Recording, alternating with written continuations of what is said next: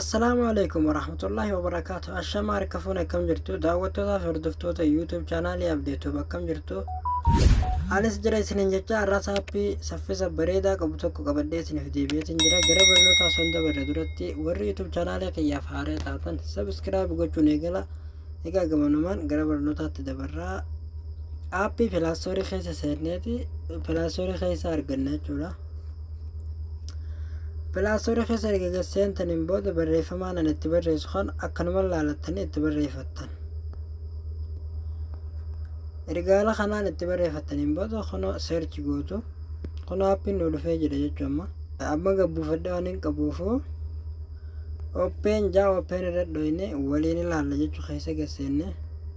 application yeroo dura gaseentan jechuudha tuqaa sadeen gubbaa san irratti gattuutaniiti update godhattan update godhuu ni beektan update ni beektan jechuu isin hundinuu isa kanarra gadhoytanii update erga godhattanii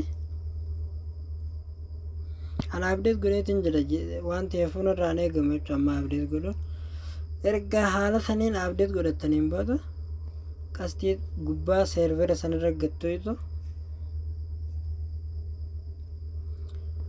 Kono yoonii fi zeeyinii irratti hojjechiifachuu barbaadan servera isaa ka gubbaarraatis zeeyinii irratti deeffattu. Yoo jawwii barbaadan jawwii irratti deeffattu. Moobaayilii riyaala 39 barbaaddus sanirra guuttattu. Moobaayilii riyaala 60 isa kanarra guuttattu. Egaa amma zeeyinii irra guunnaa an zeeyiniin keessaa qaba. Ammallee jala kanarra gattuutu. Qastii jalaa tanarra gattuutu ammas. egaa ammallee asirratti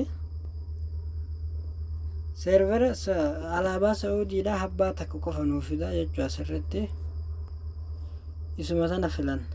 yoonii fi jawwii hojjechiifachuu barbaadanis zeeyinii barbaadanis moobaayilii barbaadanis kanuma tokkichuma kanarra guuttatan jechuu. kanarratti erga gadhoytaniin booda as gattuutaniiti start bakka jettana tuytan jechuudha. waliin ilaalame hojjechuu isaatii fi hojjechuu dhabe isaa. Kuna akkuma argitan aappiin dalagee jira jechuudha. sirritti maashaallah saffisa baay'ee qaba inni kuni. Kunoo lakkoo isaasitti nu hisaabuu eegalee jira jechuudha. qulfiinis akkasuma gubbaa irratti ol baatee jirti. Kunoo qulfiin gubbaa san irratti ol baatee jirti jechuudha. aappii kana gabbuufadha irraa fayyadama. youtube chaanaalii keenya immoo like godhaa nu jajjabeessaa isinin jenna. namoonni baay'een yeroo laale like hin godhu namni. likein faayidaa nuu qabdi isinitti ulfaattu waan ta'eef like gochuun dagatinaa isinin jenna viidiyoo yeroo laaltan.